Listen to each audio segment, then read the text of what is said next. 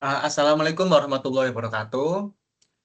Kami dari kelompok I akan mempresentasikan hasil studi kami dengan judul Analisis Tag Clustering pada Twitter tentang korupsi di Indonesia menggunakan metode Cummins dan hierarchical clustering.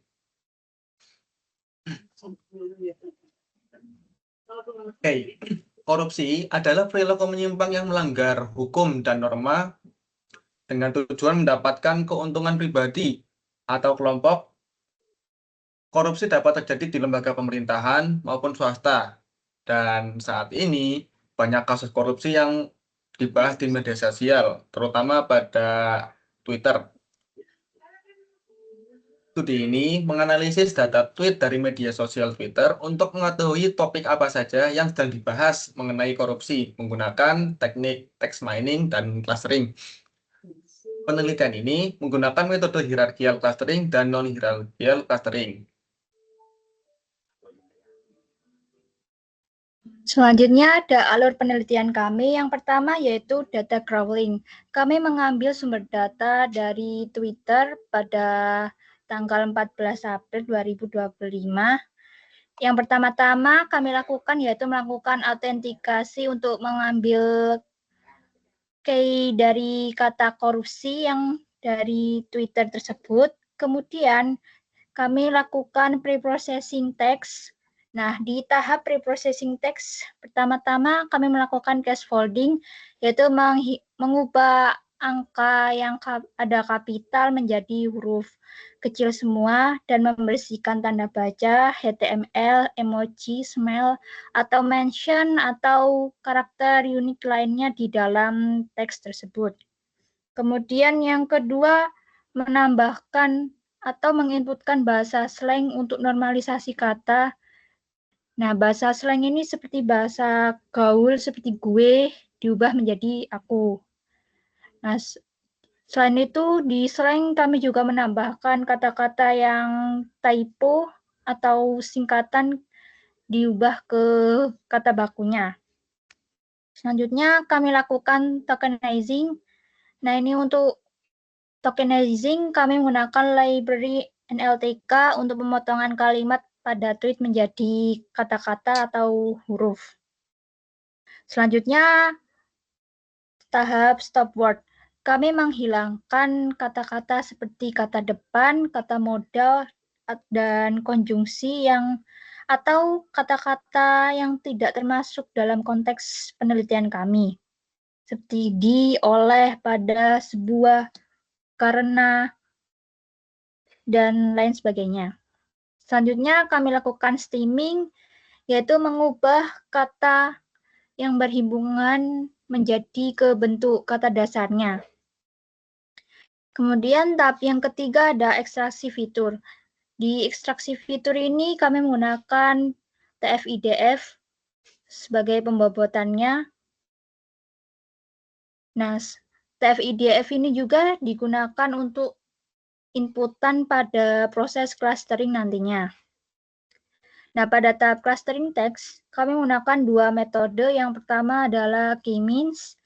Langkah-langkah atau menganalisa teks menggunakan K-means, kami menentukan cluster atau nilai K-nya secara random. Kami tentukan dari rentang 2 sampai 10, kemudian inisialisasi centroid awalnya, kemudian hitung jarak setiap data ke centroid menggunakan persamaan Euclid, kemudian kelompokkan data ke klaster yang terdekat,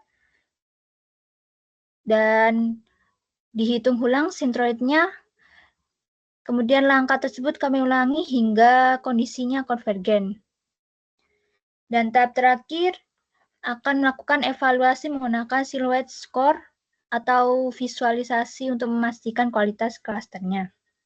Nah, yang metode cluster yang kedua, kami menggunakan algoritma aglomerative clustering, terutama menggunakan metode complete linkage. Nah, pertama-tama kami mulai dari setiap data menjadi klaster terpisah, kemudian hitung jarak seperti pada K-means, gabungkan dua klaster dengan jarak terkecil, dan gabungkan menjadi klaster baru. Dilanjut memasukkan metode complete linkage-nya. Selanjutnya tahap terakhir yaitu mengevaluasi model clustering tersebut. Nah, tahap validasi dan evaluasi kami menghitung siluet skornya dari masing-masing cluster. Next. Nah, seperti yang saya jelaskan tadi, metode yang pertama yaitu K-means. Algoritma clustering ini digunakan untuk membagi data menjadi beberapa kelompok atau cluster berdasarkan jarak antar titik data. Algoritma ini bersifat unsupervised learning, artinya ia tidak memerlukan data yang berlabel sebelumnya untuk melakukan klasifikasi atau pengelompokan data. Dan yang kedua, hierarchy clustering. Hierarchy clustering ini metode analisis data yang digunakan untuk mengelompokkan objek ke dalam cluster dan membentuk hierarki atau struktur pohon. Nah, di hierarchy clustering ini kami menggunakan algoritma aglomeratif, yaitu bottom up. Dan metodenya yaitu complete linkage. Sehingga dihitung dari nilai jarak terjauh centroid atau kata-katanya. Tujuan utamanya untuk menentukan struktur data yang alami dan membentuk kelompok-kelompok yang memiliki kemiripan yang sangat tinggi di antara anggota atau dokumen data teksnya. Next, selanjutnya. Oke, selanjutnya ada hasil penelitian. Yang pertama, hasil penelitian untuk K-means clustering. Untuk K-means clustering, kita bagi menjadi 4 cluster. Yang pertama ada cluster 1, terlihat pada cluster 1 terdapat sangat banyak kata-kata korupsi, KPK, kait, dan sebagainya. Lalu untuk cluster 2 pun terdapat kata-kata korupsi sebagai kata yang dominan. Untuk cluster 3 pun sama.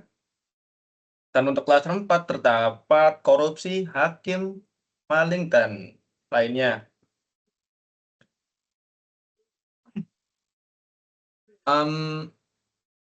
Ini mengidentifikasikan bahwa dalam satu dataset yang kami peroleh dari Twitter, terdapat banyak kata-kata korupsi yang sedang dibahas. Lalu ada pada hierarchical clustering juga. Untuk hierarchical clustering kita bagi menjadi 3 cluster. Untuk cluster pertama, seperti yang tadi, terdapat banyak kata korupsi, koruptor, Indonesia, Jokowi. Lalu untuk cluster 2-nya, kata hakim paling banyak muncul, dan suap. Ini melihat mungkin dari kasus belakangan ini yang terdapat banyak hakim yang korupsi. Lalu untuk klaster 3-nya, sama seperti pada klaster 1, terdapat banyak kata korupsi, negara, sangka, tembong, dan hakim. Lanjut, sebelumnya sebelum melakukan clustering pada K-means, kita melakukan metode elbow untuk mengukur jumlah optimal cluster yang dapat digunakan pada metode K-means. Lalu pada akhir clustering, kami melakukan perbandingan metode antara K-means dan hierarchy clustering. Pada K-means, kami melakukan penelitian dengan jumlah cluster 4 dan 6, sedangkan hierarchy clustering dengan jumlah cluster 3 dan 4. Pada siluet skornya, kita dapat melihat bahwa seluruh siluet skornya, hierarchy clustering memiliki skor yang lebih besar daripada K-means. Ini menunjukkan bahwa metode ini merupakan metode yang lebih baik untuk melakukan penelitian ini. Lalu ada hasil dari top 20 kata bigram yang paling muncul. Di sini terdapat banyak kata hakim korupsi, korupsi hakim, dan sebagainya. Lalu dilanjut pada kesimpulan.